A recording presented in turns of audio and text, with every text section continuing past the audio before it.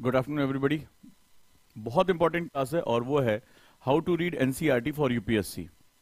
Actually आज जो class की शुरुआत होगी वो मैंने ही आज गजोधर से क्वेश्चन पूछ लिया, अरे गजोधर एनसीईआरटी काहे नहीं पढ़ रहे बे? तो गजोधर एनसीईआरटी को बहुत हल्के में ले रहा था, आप भी हल्के में लेते हो। तो आज हम जो काम शुरू करेंगे वो यही शुरू करेंगे कि how to read NCERT for UPSC, कैसे पढ़ाई करनी चाहिए। आज कुछ स्टेप्स बताऊंगा, वो सारे स्टेप अगर आप फॉलो करते हैं तो अगर आप घर पे भी पढ़ाई कर रहे हैं तो आपके लिए चीजें बहुत बहुत ज्यादा आसान होने जा रही हैं। तो अब सोचना किस बात का, आगे चलते हैं और गुरुकुल के बारे में भी हम जानकारी लेंगे। वीडियो तक जुड़े रहिए, लेकिन जो आज स्टेप बताने जा रहा हूं उसको अगर आप फॉलो करते हैं नोबडी कैन स्टॉप यू, आपको कोई भी रोक नहीं पाएगा मेरे दोस्त। तो चलिए अब हम थोड़ी सी करते हैं शुरुआत, और शुरुआत किस चीज की, अच्छे से एनसीईआरटी पढ़ने की। तो एनसीईआरटी किताबों को तो खैर आप जानते हैं बहुत जबरदस्त तरीके से होती हैं। तो अब हम उसी के बारे में थोड़ी सी चर्चा कर लेते हैं कि एनसीईआरटी किताबें हमारे साथ क्या काम करती हैं और हम जो है एनसीईआरटी को कैसे पढ़ें। तो एनसीईआरटी को पढ़ने की कुछ ट्रिक्स होती हैं, ठीक है। एनसीईआरटी ट्रिक्स के बारे में आज मैं बात करने जा रहा हूं और यहीं पर जो है हमारा सबसे इंपॉर्टेंट सेगमेंट शुरू होने जा रहा है। तो रेडी हैं, तैयार हैं सब लोग? हाँ मुझे भैया कमेंट बॉक्स में बताइए, जागिए, गुड मॉर्निंग हो गया है। तो चलिए शुरुआत करते हैं। अब शुरुआत होती है आज जो है, हम ही गजोधर से पूछ लिए, गजोधर एनसीईआरटी कहां नहीं पढ़ोगे? तो गजोधर बोला है सर क्या बात कर रहे हैं, एनसीईआरटी कौन सा बड़ा चीज है, एनसीईआरटी तो कच्चा बादाम की तरह। हम कहे रील देख देख के बिगड़ो नहीं, ठीक है, ये कच्चा बादाम नहीं है, यहाँ अच्छे अच्छों के जो है हालत खराब हो जाती है। एनसीईआरटी किताबें बड़ी डेप्थ में है, बहुत ज्यादा है। बोला सर एनसीईआरटी क्या, सीधे हम सीधे मेंस वाला पढ़ेंगे, खत्म हो गई बात, सीधे आईएएस बनेंगे, ठीक है। और या तो अगर एनसीईआरटी आप पढ़ने के लिए कही रहे तो 2-3 महीना में सर पढ़ के एकदम धाए करके खत्म करेंगे, ऐसे तो टाइम टेबल बनता है। सर 2-3 महीना में एनसीईआरटी खत्म कर लेंगे, उसके बाद 6 महीने में स्टैंडर्ड बुक खत्म हो जाएगी, इंटरव्यू की तैयारी 9वें महीने तक हो जाएगी और 12वें महीने में तुम्हारी डिलीवरी, मतलब यहाँ थोड़ा ज्यादा टाइम लगता है, तो मतलब 12वें महीने में आईएएस बन जाएंगे। थोड़ा सा मुश्किल हो जाता है यहाँ पर, क्योंकि एनसीईआरटी किताबें बड़ी रहस्यमय है। जानते हो एनसीईआरटी किताब कैसे काम करती है? एनसीईआरटी किताब जो है वो कुछ इस तरह से है, ठीक है, ये एनसीईआरटी है। तो जब एनसीईआरटी को आदमी देखता है बोलता है अभी घुस रहे हैं, वो किंग कॉन्ग की तरह बिहेव करता है। किंग कॉन्ग था ना, बड़ा वाला गोरिल्ला, ठीक है, तो किंग कॉन्ग की तरह बिहेव करता है, मार छाती पीट के अभी आ रहा है सर 3 महीने में एनसीईआरटी खत्म। लेकिन जब वो एनसीईआरटी में घुसता है तो इधर से बंदर बन के निकलता है, घुसता वो किंग कॉन्ग की तरह है और यहां पर वो मदारिक बंदर बन के निकलता है। कहां है ये भी बड़ा समझना जरूरी है, क्योंकि होता क्या है, अब देखना कि बंदर ही बना देता है एनसीईआरटी। जब एनसीईआरटी में आदमी घुसता है तो उसके दिमाग में कुछ क्वेश्चन आता है। पहला, ए भैया नई वाली पढ़े या पुरानी वाली? तो बोल जमूरे, पढ़ेगा कि नहीं पढ़ेगा? तो वो जो आदमी होता है बंदर बन जाता है, थोड़ा सा घुसता वो किंग कॉन्ग की तरह। 3 महीने में एनसीईआरटी सारा अभी कोर्स खत्म, अरे बाहुबली है। और जैसे ही अंदर घुसा, पहला क्वेश्चन, नई वाली पढ़े या पुरानी वाली पढ़े? 11th-12th की पढ़े या 6 to 12th पढ़े? देखना एकदम आदमी पगलाया रहता है। एनसीईआरटी पढ़े, प्री के लिए पढ़े या मेंस के लिए पढ़े, और पगलाया। इसके बाद जो कि एनसीईआरटी नोट से पढ़े या क्रक्स से पढ़े, किताब ही क्यों पढ़े? कौन 3500-4000 पन्ने में अपना जो है वो सरदर्द मारेगा? बोलो होती कि नहीं बीमारी? सब लोग बताओ, ये बीमारी किसको किसको है भैया? ये बीमारी किसको किसको है कि घुसता वो किंग कॉन्ग की तरह है, बड़का वाला गोलिल्ला बन के आ गए, मार के खत्म कर देंगे एनसीईआरटी को। 3 महीने में सर अभी ऐसे खत्म होगा। और जैसे अंदर घुसा पता चलता 3, 6, 7, 8, 9, 10 महीना निकल गया और वो बंदर बन के बाहर निकलता है। कॉन्सेप्ट वह समझ में नहीं आता है, ठीक है। और वो जमूरे, हाँ बोल जमूरे, नहीं पड़ेगा पुरानी पड़ेगा, और वो जमूरा बना के उसको नचा के खत्म कर देता। बोलो किसको किसको ये समस्या है? किसको किसको? नई वाली पढ़े, पुरानी वाली पढ़े, ठीक है, 11th-12th की खाली पढ़े, 6 से 12वीं तक की पढ़े, प्री के लिए पढ़े या मेंस के लिए पढ़े, नोट से पढ़े या क्रक्स से पढ़े। देख क्वेश्चन पे क्वेश्चन, क्वेश्चन पे क्वेश्चन। अब पढ़ाई से ज्यादा क्वेश्चन में आदमी पढ़ता रहता है, ठीक है, क्वेश्चन में पढ़ता रहता है। कई लोग सोचते हैं अरे एनसीईआरटी पूरा पढ़ने की जरूरत नहीं है, खाली वो बॉक्स में डब्बों में जो दिया ना खाली उतना पढ़ लो। हाँ तो यूपीएससी तुम्हें डब्बे में ही बंद कर देता है, टेंशन वाली टेंशन ना लिया करो। हाँ रेडी, सही बात पहुंची कि नहीं पहुंची? यही समस्या है। तो आज जो है हम नहीं चाहते कि तुम जो किंग कॉन्ग से जो बंदर बन जाओ और जमूरे जमूरे करके नाचो। तो एनसीईआरटी जो बुक्स हैं वो बड़ी गहरी किताबें हैं। एनसीईआरटी को पढ़ने के कुछ तरीके होते हैं। तो एनसीईआरटी पढ़ने के तरीके अगर आप घर से भी पढ़ाई करो तो सही तरीके से पढ़ाई करो तो बढ़िया से सिलेक्शन हो जाएगा। तैयार हो सिलेक्शन के लिए, लवासना जाने के लिए? बताऊं क्या क्या तरीका है एनसीईआरटी पढ़ने का? शुरुआत करें। तो सबसे पहले तुम्हारे पास जो एनसीईआरटी किताबें हैं वो तुम्हारी 5 सब्जेक्ट के लिए सबसे इंपॉर्टेंट है, 5 सब्जेक्ट्स के लिए, जिसको हम लोग फंडामेंटल सब्जेक्ट कहते हैं। क्या बोलते हैं? Fundamental subject. फंडामेंटल मतलब अब आप समझ ही गए होंगे, फंडामेंटल मतलब होता है आधारभूत सब्जेक्ट। क्लियर है? अब आधारभूत सब्जेक्ट किसे कहेंगे? यानी सभी यूपीएससी में सभी सब्जेक्ट का ये कॉन्सेप्ट बेस डेवलप करता है। कौन कौन सब्जेक्ट है? सब लोग कमेंट बॉक्स में बताओ फंडामेंटल सब्जेक्ट कौन कौन से हैं। देखे कौन कौन सिलेबस वक्त थोबड़ा देखा है अभी तक? देखे किसने जो है अपनी शुरुआत की, बिस्मिल्लाह कर लिया उसने? चलो जरा देखें, जल्दी जल्दी बताओ, जल्दी जल्दी बताओ कौन कौन है जो फंडामेंटल सब्जेक्ट के नाम बताए। सबके, सब लोग शुरू हो जाओ। फंडामेंटल सब्जेक्ट के नाम किसको किसको याद है? इन्हीं सब्जेक्ट से सारे सब्जेक्ट ड्राइव हुए हैं। ठीक है, तो इन जो एनसीईआरटी है वो फंडामेंटल सब्जेक्ट के लिए बहुत महत्वपूर्ण। चलो सब लोग देखें भैया, मुंह में किसके किसके दही जबी वो ना बोलें, और जो मदारी का जो है वो बंदर बनने के लिए तैयार है वो ना बोले। किंग कॉन्ग जितने भी हैं सब बोल दें, जो एकदम आए एकदम जो है छाती पीट के बोल रहे हैं अब भैया हम अंदर आ रहे हैं। चलो नाम बताओ। हाँ वो देखो, वो देखो, 1 2 3 4 5, एक का 4, एक रह गया कहीं गिर गया। ओहो हो, अरे बाप रे बाप, 3 आया, 2 रह गया। आहा, चलो हाँ किंग कॉन्गो, जल्दी जल्दी बोलो, जल्दी जल्दी बोलो, कमेंट बताओ जरा देखे तो किसमें कितना है दम, पानी नहीं है कम। चलो देखो भैया एक बात ध्यान से सुन लेना कि एनसीईआरटी देखने में बड़ी आसान लगती है, लेकिन एनसीईआरटी का जो झटका है ना वो जोर से ही लगता है। तो भाई जरा ध्यान से, हाँ देखें कितने कितने लोग सिलेबस का थोबड़ा देखें, कितने लोगों ने चैनल सब्सक्राइब कर लिया है। सब्सक्राइब किया होगा तो आपको पता होगा इसमें एक प्लेलिस्ट पड़ी हुई है सिलेबस एनालिसिस की। देश का सबसे लंबा चौड़ा सिलेबस एनालिसिस की जो वीडियो है वो इसी चैनल पे पड़ी, आईएएस विद ओजांग सर पे। तो कौन कौन अभी तक सब्सक्राइब नहीं किया है? वो बटनवा दबाने से फटेगा नहीं तुम्हारा मोबाइलवा, ठीक है, उससे लाभ होगा। और घंटी बजाते रहो, क्योंकि अगर घंटी बजेगी जिंदगी में तभी जो है कोई आवाज आएगी, तभी जो है तुम्हारी अपॉर्चुनिटी का दरवाजा खुलेगा। तो घंटिया वाला जरूर दबा देना, ठीक है, तभी जो काम चलेगा। और इस पे सिलेबस एनालिसिस की वीडियो कौन कौन देख लिया पहले ही बताओ? सभी पे पड़ी हुई है, ऐप पे ओजांग एनी टाइम पे पड़ी हुई है और इस पे पड़ी हुई है। तो सिलेबस एनालिसिस की वीडियो बहुत जरूरी है। हाँ, क्योंकि अब मुझे ये बताओ जितने किंग कॉन्ग हैं, जो बंदर हैं वो तो पकड़ में आ रहे हैं, ठीक है, वो कमेंट करने में उनकी उंगलियों में जो है वो नेल पॉलिश लगी हुई है, लग रहा है लड़के भी लगा के बैठे हुए हैं कहीं टाइप करने से खराब ना हो जाए। लेकिन जो लोग कर रहे हैं ये बताओ कि इन फंडामेंटल सब्जेक्ट से डेरिवेटिव सब्जेक्ट कौन से हैं, तभी तो यूपीएससी सिलेबस पकड़ पाओगे। तो फनल बना लो। पहला सब्जेक्ट है आपका हिस्ट्री, दूसरा है पॉलिटी, ज्योग्राफी, इकोनॉमी और साइंस। इसको फंडामेंटल 5 बोलते हैं, कई क्लास में बता चुके हैं।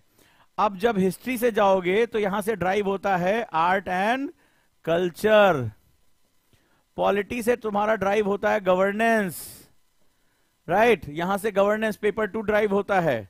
ज्योग्राफी से एनवायरमेंट एंड इकोलॉजी ड्राइव होगा, क्लियर है। इसके बाद इकोनॉमिक्स से तुम्हारा social welfare and justice drive होगा, क्लियर है। इसके बाद यहां से साइंस से तुम्हारा बेसिक साइंस से टेक ड्राइव होगा। यानी ये सारे सब्जेक्ट अगले जो मेंस के पॉइंट्स हैं उनको ड्राइव करता है, क्लियर है। एनसीईआरटी की किताबें इसीलिए प्री और मेंस दोनों के लिए इंपॉर्टेंट होती हैं। अभी देखो इसका 3rd लेयर ऑफ ड्राइवर, लिख लो इसको। बहुत लोगों को सिलेबस में नहीं पता होता कि ड्राइव कैसे होता है। इसके बाद तुम जब ज्योग्राफी और इकोनॉमी और पॉलिटी तीनों को मिक्स करोगे तो यहां पर तीनों मिलाकर क्या होगा, और हिस्ट्री भी अगर जोड़ लोगे, इन चारों को ड्राइव करने से 3rd लेयर तैयार होती है। और वो 3rd लेयर होती है आईआर यानी अंतरराष्ट्रीय संबंध, और इंटरनल सिक्योरिटी यानी आंतरिक सुरक्षा। समझे? 3rd लेवल क्यों? क्योंकि अंतरराष्ट्रीय संबंध किसी देश की सांस्कृतिक विरासत, उसकी राजनीति, उसकी अर्थव्यवस्था और उसकी इकोनॉमी, यानी जो हमारी बात हो रही है भूगोल, उसकी जियोपॉलिटिकल सिचुएशन कैसी है, इन चारों को मिलाने से उस देश का आईआर यानी इंटरनल रिलेशनशिप, जो अंतर्राष्ट्रीय संबंध है, और जो अंतर्राज्यीय सुरक्षा है, इंटरनल सिक्योरिटी है, आंतरिक सुरक्षा है, वो दोनों निर्धारित होती है, जो कि जीएस पेपर 2 और जीएस पेपर 3 में है, मेंस के, है ना? बहुत सही, शाबाश। तो किंग कॉन्गो थोड़ा सा और बढ़ाओ। तुम मुझे बता सकते हो कि अगर मुझे एग्रीकल्चर निकालना है तो एग्रीकल्चर के, सबका मुझे जवाब चाहिए, सारे किंग कॉन्ग जवाब दें, ठीक है? तो भाई मुझे पहले बताओ कि अगर मुझे एग्रीकल्चर पढ़ना है तो मुझे क्या क्या डेरिवेटिव लेना होगा? चलो बताएं, देखें। एनसीईआरटी पढ़ने से पहले क्वेश्चन पूछना जरूरी होता है। चलो सब लोग जोर से बोलो, जय माता दी, सारे बोलो, ठीक है, कि एनसीईआरटी में कहां से क्वेश्चन आते हैं। चलो शुरू हो जाओ, शुरू हो जाओ, फिर बताऊंगा गुरुकुल क्या है। हाँ भैया, चलो शुरू हो जाओ। अब मुझे बताओ कि एग्रीकल्चर मुझे उठाना है, तो एग्रीकल्चर के लिए मुझे कहां से डेरिवेटिव लेना होगा, यानी इन सब्जेक्ट्स के डेरिवेटिव कहां से निकल कर आएंगे? चलो भाई देखे, कोई मेरा स्टूडेंट है कि नहीं है? कोई है? क्योंकि डेरिवेटिव नहीं समझोगे, शाबाश, बिट्टू ने बोला है ज्योग्राफी एंड कल्चर। हे भगवान, हे भगवान, न्यूज़पेपर पढ़ना ही छोड़ दिए हो। अभी आलू सड़क पे फेंका गया है, क्यों फेंक दिया किसान ने अपना आलू? हमसे आज कोई कह रहा था, अरे फेंक दिए, बताओ गरीब को दे दिए होते। तो आलू की फसल खराब हुई, नुकसान हुआ, ये कल्चरल एस्पेक्ट है या इकोनॉमिकल एस्पेक्ट है मेरे भाई? तुम एग्रीकल्चर में एक किसान की आय होती है और एक उपभोक्ता के हित होते हैं, तो ये आर्थिक है। शाबाश, निशा भारती ने बोला है, शाबाश बेटा, ज्योग्राफी और इकोनॉमी। लेकिन अभी आपने देखा किसान बिल वापस लेने पड़े, किसान आंदोलन चला, इसका मतलब इसका एक पहलू किसके साथ जाकर जुड़ेगा? पॉलिटी के साथ। पॉलिटी, सरकार क्या बातें कर रही है? अनुबंध कृषि की बात हो रही है, कॉन्ट्रैक्ट फार्मिंग की बात हो रही है, जीरो बजट फार्मिंग की बात हो रही है। तो ज्योग्राफी, इकोनॉमी और पॉलिटी, किसने किसने जवाब सही दिया? सब लोग कमेंट बॉक्स में बताओ कि हाँ सर, हम गुरुजी हम सही जवाब दिए हैं। क्योंकि सिलेबस को समझे बिना यूपीएससी में तुम्हारा कोई भी कल्याण नहीं है। किसने किसने ये तीनों का जवाब दिया? Polity, geography, economy. चलो जल्दी से बताओ, नाम लो अपना ईमानदारी से। शाबाश, रक्षक यादव, वंडरफुल बेटा, बहुत बढ़िया, बहुत बढ़िया, शाबाश। किसने किसने? बिना पॉलिटी के आप कृषि के लिए नियम ही नहीं बना पाओगे। राज व्यवस्था जो है वो सारे नियम बनाती है। कौन कौन है? शाबाश, बहुत बढ़िया, डॉली वेरी गुड, रॉकी शाबाश, वैष्णवी बहुत बढ़िया, Sanjay, Sanjeev, UPSC boy very good, शाबाश, मनीषा वेरी गुड बेटा, कीप इट अप। ये स्पिरिट होनी चाहिए। तो क्या सीखा हमने? ये हो गया फंडामेंटल लेयर 1 सब्जेक्ट, फिर ये हो गए लेयर 2 सब्जेक्ट, फिर ये हो गया लेयर 3 सब्जेक्ट। ये तीनों लेयर 3 सब्जेक्ट हैं। 3 लेयर के जो है सिलेबस होता है, यूपीएससी छुपा के रखता है। तो अगर आप, क्या होता है, जैसे मान लो एक बात बताओ, तुम आज लड़ाई करने गए, मेरी बात समझना, साइकोलॉजी बता रहा हूं, यूपीएससी टॉप कैसे करना है। तो क्या हुआ, तुम हो बाहुबली अपने मोहल्ले के लोकल वाले, ठीक है, वो जो भैया जी जो है 4 लौंडों को पकड़ के, ठीक है, गुटखा खिला के अपनी कहानियां सुनाते हैं कि एक बार हम जो है दारा सिंह से भिड़ गए, दारा सिंह को एक ही मैच हारा था जो हमसे लड़े थे। ऐसा वो आप गप्पबाजी में करते हो। तो आप मोहल्ले के हो बाहुबली, ठीक है। अब क्या होगा, तुमने देखा होगा साउथ इंडियन की पिक्चरों में, जो दक्षिण भारत में तुमने देखा होगा, हीरो बड़ा माहौल बना के आता है, तो उसको चारों तरफ गुंडे घेर लेते हैं। तुमने नोटिस किया है? जो या सलमान खान भाई जो उनकी जो पिक्चर में ऐसे गुंडे उनको घेर लेते हैं। नोटिस करके देखना, तुम्हें साइंस समझा रहा हूं यूपीएससी का। तो ये तुम हो, एस्पिरेंट हो, ठीक है। अब ये तुम एस्पिरेंट हो, चारों तरफ यूपीएससी के क्वेश्चन सब्जेक्ट हैं, ये लोगो history, geography, polity, economy, IR, science. तुमने नोटिस किया होगा कि अगर सब ससुरे एक साथ आ जाएं तो पटक के पीट लें, इसको कोई दिक्कत नहीं, सारे हीरो मारे जाए। तुमने देखा होगा हीरो ऐसे घूमता है और इधर से जो है क्या होता है, एक आदमी डंडा लेकर आता है तो ऐसे हाथ से रोकता है, ढिशुम से मारता है, फिर दूसरा वाला वेट कर रहा होता है कि ये गिर जाएंगे तब हम आएंगे, तो उधर से वो अपना जो है चेन वेन लेके दौड़ता है। फिर उसको क्या होता है, ऐसे पलट के पीछे से हाथ में फंसा लेते हैं चेन और ऐसे झटक के फेंक देते हैं, तो न्यूटन के सभी सिद्धांतों की ऐसी तैसी करते उधर जाके गिर जाता है।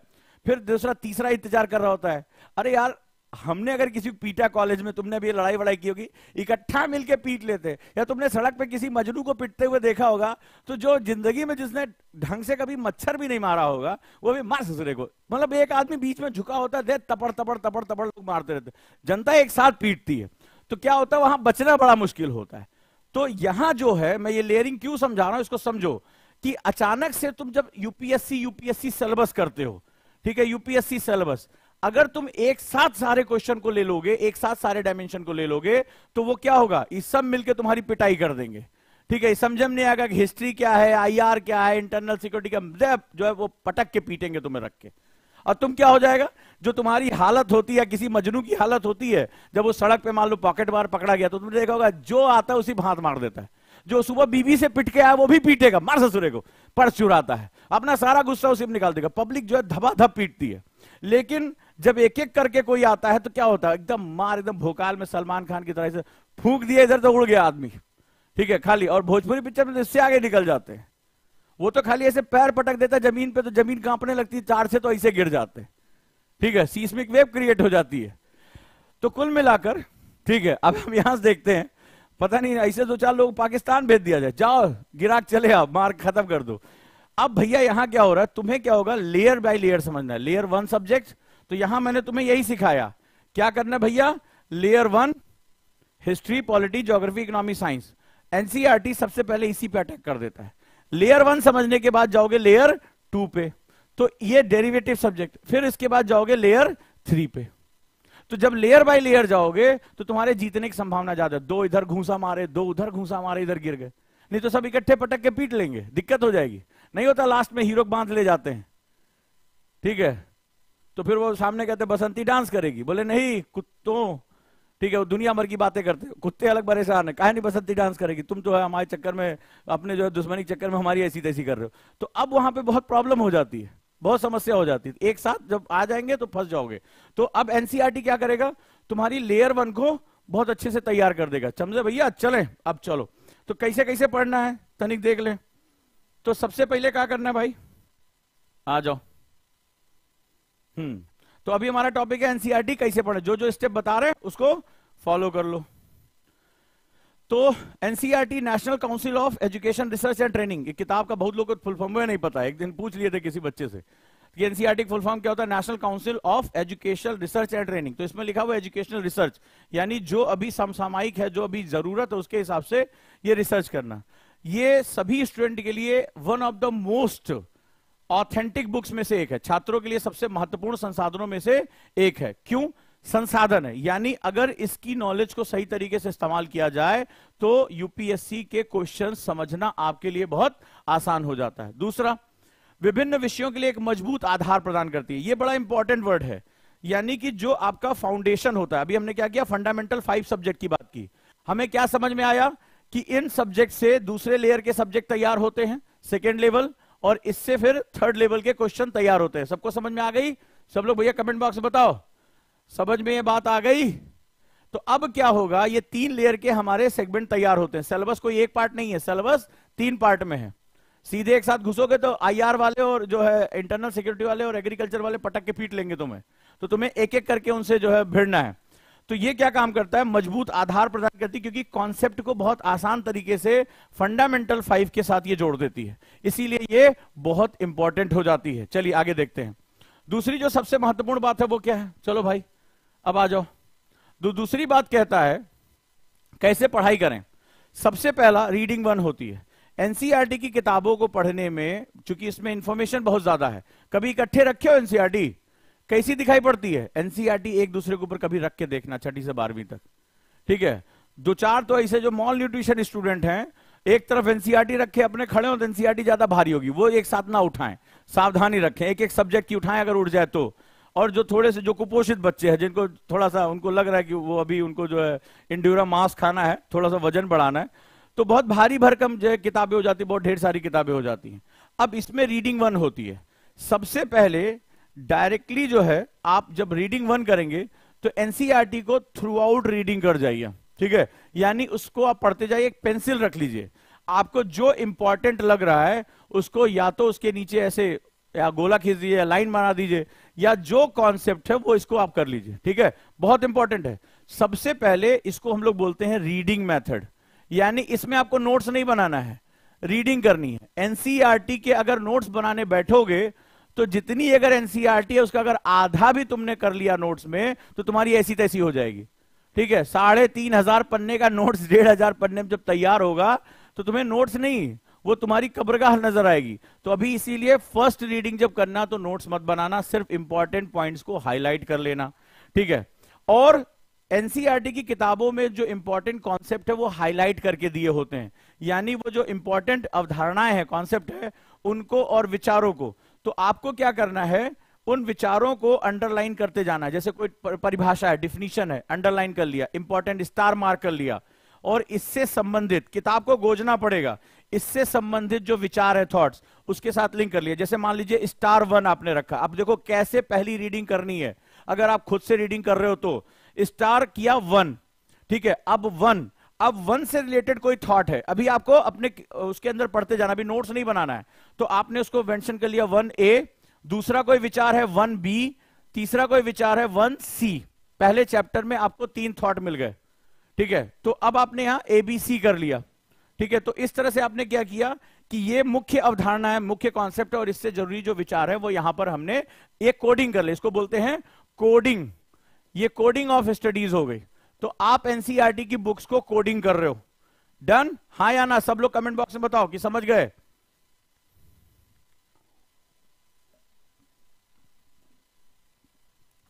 एनसीईआरटी पढ़ने का बिल्कुल सही तरीका बता रहा हूं, मतलब तुम्हारी किताब ही तुम्हारे प्राइमरी नोट्स बन जाएगी। तो आपने स्टार मार्क किया, मान लो अवधारणा 1 है, पहला एक कॉन्सेप्ट तुम्हें बहुत अच्छा लग रहा है, इससे जरूरी कुछ चीजें आगे एक्सप्लेन की हैं, तो अब आपको क्या करना है, उसकी कोडिंग करनी है कि ये पहला कॉन्सेप्ट है, इसका A B C, तो आपने स्टार 1A 1B 1C कर लिया, 1A 1B 1C, तो आपकी जो पेंसिल से आपकी किताब में नोट्स बनने शुरू हो गए। क्योंकि अभी ये नोट्स नहीं है, हमें 1/10 का कॉन्सेप्ट चलना है। ठीक है, 1:10 का, यानी 10 पेज का नोट्स 1 पेज में होना चाहिए, तभी एनसीईआरटी काम करेगी, नहीं तो तुम्हें बोझ बन जाएगी। चलो भैया आगे देखते हैं। अब पहली रीडिंग आपने कर ली, कोडिंग कर ली, अब कोडिंग करने के बाद क्या करो, अब नोट्स लो। ठीक है, मान लो पहला चैप्टर पढ़ लिए या पूरी किताब पढ़ ली, और किताब पढ़ने के बाद वापस कोड्स पे आओ। ठीक है, अब कोड्स पर आ जाओ। तो तुमने पूरी एक फर्स्ट रीडिंग कर ली, या पूरा एक चैप्टर पूरा पढ़ लिया, या एनसीईआरटी में यूनिट्स दिए होते हैं, यूनिट्स पढ़ लिए। अब क्या किए, अपने कोडिंग पर आ जाओ। ठीक है, आप लोग नोट्स कैसे बनाते हो, आप बुक से नोट्स बनाते हो। बताओ कितने कितने स्टूडेंट हैं जो बुक से नोट्स बनाते हैं, बुक्स में महत्वपूर्ण पॉइंट निकाल लिया और उसके नोट्स बना लिए, और वहीं पे क्या होता है, नोट्स बहुत बल्कि हो जाते हैं। अब जो चीज बताने जा रहा हूं ध्यान से समझो, एनसीईआरटी तुम्हारी सबसे बड़ी दोस्त बन जाएगी आज के बाद। तो तुम्हें आज से क्या करना है, क्या जो इंपॉर्टेंट चीज है वो ये है कि तुम्हें कोडिंग से नोट्स बनाने हैं, जो तुमने कोड किया है। अब कोडिंग को आप साइनॉप्सिस में लेकर जाओगे, साइनॉप्सिस में, कोडिंग को साइनॉप्सिस में, यानी जैसे आपने कोई अवधारणा दी है, भूगोल की कोई अवधारणा है, ठीक है, कि जलवायु विज्ञान क्या, या जैसे मान लो वायुमंडल किसे कहते हैं, तो वायुमंडल आपका कॉन्सेप्ट हो गया। इसके बाद जो पृथ्वी के चारों ओर आवरण, कॉन्सेप्ट A, गुरुत्व के कारण ये आपस में बंधे रहते हैं, कॉन्सेप्ट 2। अब आपने क्या किया, कोडिंग को उठा लिया। अब आपको चैप्टर से मतलब नहीं है, कोडिंग को उठाया और कोडिंग को और शॉर्ट में कर लिया। जैसे आपका कॉन्सेप्ट है वायुमंडल, एटमॉस्फेयर, तो अब आपने जो नोट्स बनाया तो ये आपका कोड A हो गया। A से जुड़े वायुमंडल क्या है, तो आपने बताया गैसों का आवरण, गैसों का आवरण। क्यों टिका हुआ है, गुरुत्वाकर्षण। किसके लिए, गुरुत्वाकर्षण के लिए। इसी को हम लोग LWMI नोट्स कहते हैं, लेस वर्ड मोर इंफॉर्मेशन कहते हैं।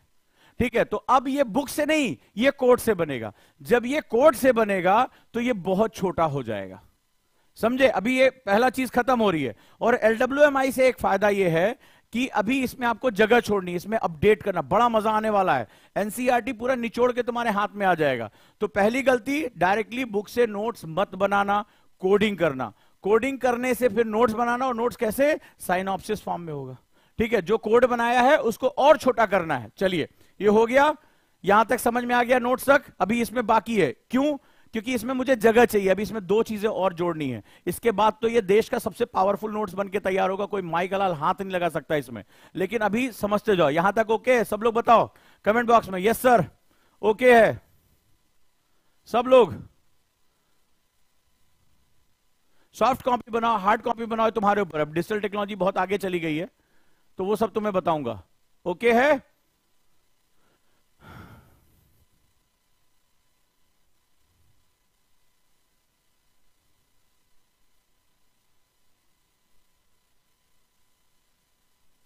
डन?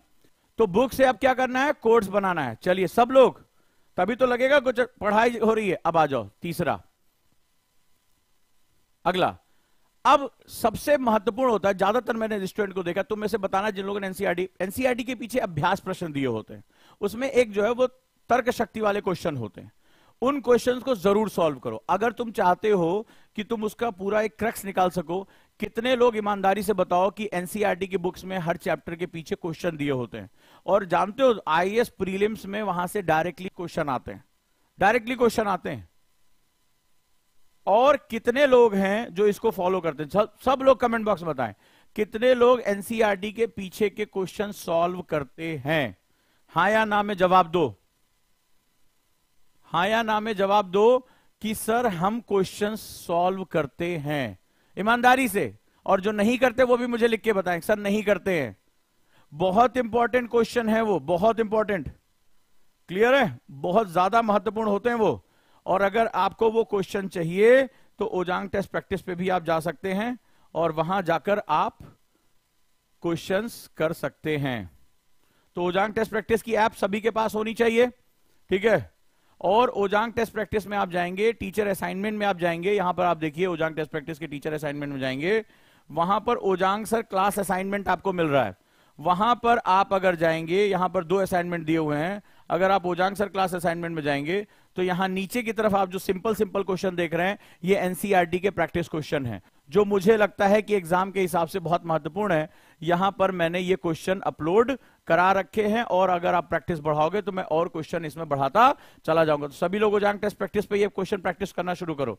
चलो देखते हैं किसके कितना दम है। तो अगर आप नहीं करते तो आज से क्वेश्चन सॉल्व करना शुरू कर दीजिए। अगला, अब जो नोट्स हमारे बन गए हैं उसमें अब सबसे बड़ी लोग गलती करते हैं, रिवीजन नहीं करते। तो आपको क्या करना है? रिवीजन करना है। मैंने टाइम टेबल की वीडियो बना दी थी, अगर नहीं देखी तो देख लो। अब रिवीजन कैसे करना है? कितने लोग जानते हैं रिवीजन का आपका मेथड क्या है? मुझे कमेंट बॉक्स में बताओ, आप कैसे रिवीजन करते हो? मैंने 2-3 मेथड बताए हुए हैं, ठीक है? आप मुझे बताओ कि कितने लोग नियमित रूप से रिवीजन करते हो और आपका मेथड क्या रिवीजन करने का। तो आज एक बड़ा मजेदार मेथड बताऊंगा, ठीक है? कितने लोग रिवीजन अच्छे से कर लेते हैं बताइए, कितने लोग? सभी लोग कमेंट में बताओ आपका मेथड क्या है, आपका मेथड क्या है? आप बोल बोल के याद करते हो, आप जो है लिख कर करते हो, आप किसी को सुना कर करते हो, और आप बहुत थक गए हो, ऑफिस से आए हो, घर का काम किया है, अभी इच्छा नहीं हो रही है कि बैठ के आंसर राइटिंग करें। कैसे जो है करोगे? कैसे करोगे? रिवीजन डेली होता है, रिवीजन डेली। अगर आप डेली रिवीजन नहीं करो, कोई मेहनत करने का कोई फायदा नहीं है। कितने लोग हैं जल्दी से बताइए, कैसे कैसे तरीका बताइए, अपना कमेंट बॉक्स में बताइए। मेरा तरीका ये है कि मैं आंसर लिखता हूं, मैं किसी को सुनाता हूं। चलो बताओ। दीपेश ने लिखा आरएसएम, चलिए बढ़िया है। रिवर्स स्टडी मेथड, बोलकर याद कर रहे हैं, नीलम ने कहा बहुत बढ़िया। एफएसएम का मेथड है, शाबाश सुमन, वेरी गुड। और तिक्का ने लिखा है कि सर करते ही नहीं रिवीजन, बहुत बढ़िया, शाबाश। बिट्टू ने लिखा सॉरी सर, ओहो क्या बात है। चलिए अच्छी बात है, बीमारी बताते रहिए तो मैं बताऊं। तो जो लोग रिवीजन नहीं कर रहे हैं उनके लिए एनसीईआरटी ही वही लोग हैं जो बंदर की तरह नाचेंगे, किंग कॉन्ग नहीं बन पाएंगे। तो किंग कॉन्ग लोग जरा से सुने, अब जरा ध्यान से समझो। रिवीजन करने के मैंने देखो बताया सबसे अच्छा तरीका आप आंसर राइटिंग कर लो, ठीक है? अगर उसके क्वेश्चन खुद ही बना के खुद ही लिख लो, बेस्ट मेथड है। दूसरा मेथड किसी को आप सुना दो। अब तीसरे में आप बहुत थक गए हो, ठीक है? अब जो स्टाइल बताने जा रहा हूं रिवीजन की, बहुत प्यारी स्टाइल है, ठीक है? आप बहुत थक गए हो, अब इच्छा नहीं पड़ रही, अब आपका मन कर रहा है मैं लेट जाऊं, ठीक है? अब लेकिन आपको करना है रिवीजन क्योंकि आपके टारगेट में सेट है। अब टारगेट में सेट है और आपको करना है रिवीजन, तो कैसे करोगे? अब चलो दिखाते हैं। जैसे ये आप आंख बंद करके लेट जाओ, बिल्कुल रिलैक्स होके, थोड़ी देर सारे गाने वाने बंद करके डीप ब्रीदिंग कर लो। अब बहुत अच्छा एक मतलब लेटे लेटे रिवीजन करने की टेक्निक बता रहा हूं। आप बिल्कुल आराम से लेट जाओ, अपने पेट पर हाथ रखो और एब्डोमेन ब्रीदिंग करो। अगर नहीं पता तो मेरी मेडिटेशन की वीडियो इसी चैनल पे पड़ी है, देख लेना मेडिटेशन के, उसमें मैंने एब्डोमेन ब्रीदिंग बताया है कि अपने दिमाग को रिलैक्स करने का सिर्फ 10 सांस के अंदर अपनी सांस जो है वो अपनी जो माइंड है उसको रिलैक्स कर सकते हो। एब्डोमेन ब्रीदिंग किया, अब आप बेड पे लेट गए और अपने दिमाग के अंदर इसी तरह का व्हाइट बोर्ड इमेजिन करो। सब कुछ मैं सबसे पावरफुल मेथड बता रहा हूं, ठीक है, ध्यान से। अब आप एकदम थके हुए हो, आपकी बिल्कुल इच्छा नहीं है, आप आराम करना चाहते हो, तो सबसे पहले आपने क्या किया, डीप ब्रीदिंग की। एब्डोमेन ब्रीदिंग बोलते हैं इसको, ठीक है, टेक्निक मैंने बता रखा है, एब्डोमेन ब्रीदिंग।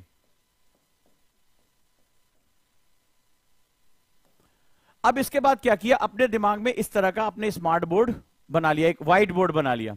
अब जो भी आपके पॉइंट है, जैसे आप अपने आप से क्वेश्चन पूछो, आप अपने स्टूडेंट बन जाओ, ठीक है, और अपने दिमाग में एक इमेजिनरी टीचर रखो। तुम्हारे अंदर तुम्हारी आत्मा या तुम्हारा स्पिरिट जो है वो तुम्हारी एक टीचर है, और तुम उससे एक स्टूडेंट की तरह क्वेश्चन पूछ रहे हो, ये बताओ वायुमंडल किसे कहते हैं। तुम उससे क्वेश्चन पूछ रहे हो, क्रिटिकल क्वेश्चन पूछ रहे हो, जैसे तुम अपने टीचर को परेशान करने के लिए क्वेश्चन पूछते हो, वैसे क्वेश्चन पूछो, वायुमंडल क्या होता है। और आपको क्या करना है, अब जो मैं तकनीक बता रहा हूं वो आइंस्टाइन की तकनीक है, जिसपे लिए उन्होंने कहा था कि कल्पना ज्ञान से अधिक शक्तिशाली है। आपको इमेजिनेटिव होना है।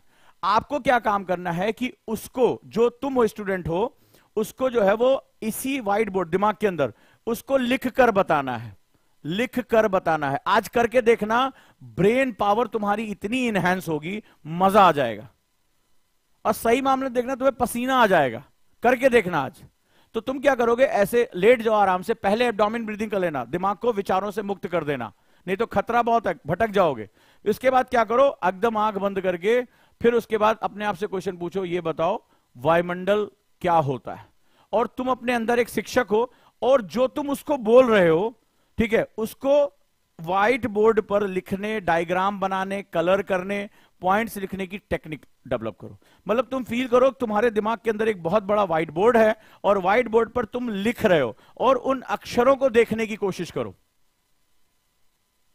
राइट, अक्षरों को देखने की कोशिश करो।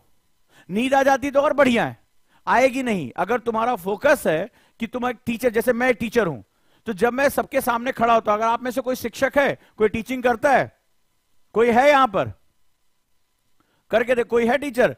जब टीचर खड़ा होता है ना, जैसे मैं यहां खड़ा हूं, हालत खराब होती है। अभी थोड़ी देर पहले मैं किसी बात से परेशान था, तमाम तरह की चीजें चल रही थी, यहां कुछ नहीं याद आता, याद ही नहीं आता, क्योंकि एक बहुत अजीब रिस्पॉन्सिबिलिटी होती है कि मुझे अपने स्टूडेंट को सही जानकारी देनी है, कोई गलत जानकारी नहीं देनी, हर समय अलर्टनेस रहती, कुछ गलत ना निकल जाए मुंह से, तो बहुत फोकस होकर रहना पड़ता है।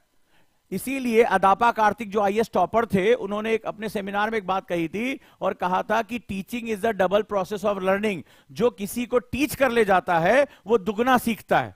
तो अगर आपको अपने कम समय में ज्यादा सीखना है तो हमेशा याद रखिएगा, पढ़ाइए। अब किसी को नहीं, अपने आप को पढ़ाइए। बहुत अच्छा मेथड जो मैंने डेवलप किया है, बहुत ही खूबसूरत है। मुझे जब बहुत क्रिटिकल थिंकिंग करनी होती है, मैं इसी का इस्तेमाल करता हूं। लेट जाता हूं और खुद ही क्वेश्चन पूछना शुरू, यार ये कैसे होगा, तो फिर मैं उसको व्हाइट बोर्ड पे इमेजिन करने की कोशिश करता हूं। और यकीन मानिए, इससे आपका मन इतना शांत होगा और आपकी कल्पना शक्ति, जो इमेजिन पावर है ना, ये इतनी इनहैंस हो जाएगी, कल्पना शक्ति आपकी जबरदस्त होगी। क्योंकि ये जैसे आप इमेजिन करोगे, ये ब्लर होना शुरू हो जाएगा। आप इस पे फोकस करोगे, इस्टेब्लिश करोगे। ये जो आप लिख रहे हो उसको आप लिखते हुए महसूस करो कि आपकी जो आत्मा एक टीचर के रूप में, आप करके देखिए, मुझे 1 हफ्ते में रिजल्ट बताइएगा।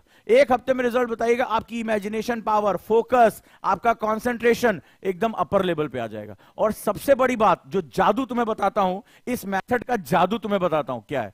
तुम जो ये कर रहे हो ना, तुम दिन में जो रिवीजन कर रहे हो वो अपने आउटर सेंसेस से कर रहे हो, आंख से, कान से, ठीक है, सुनकर, बोलकर, मुंह से।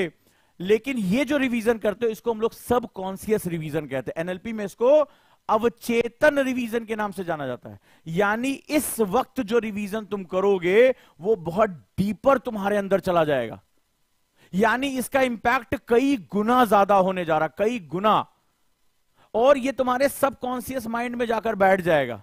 यानी अब इसको भूलना मुश्किल होगा। One of the most magical method तुम्हें बता रहा हूं, करके देखो, जिंदगी बदल जाएगी। इसके बाद शरीर को आराम मिलेगा, रिलैक्स होकर काम करोगे, कल्पना शक्ति तुम्हारी बढ़ती चली जाएगी, फोकस बढ़ता चला जाएगा, और सबसे बड़ी बात, इसको हम लोग सबकॉन्शियस रिवीजन कहते हैं।